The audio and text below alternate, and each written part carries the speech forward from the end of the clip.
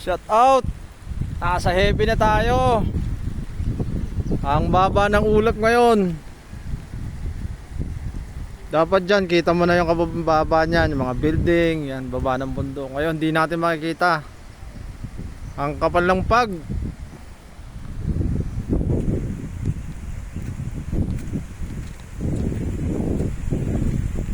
Oh, wala tayong makita, puro pag yan.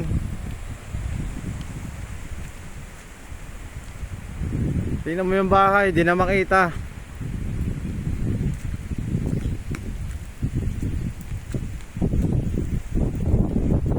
First time ever kong ma-experience na ganito na sobrang baba ng ulap. So, ayun yung bahay. Ayun yung pool.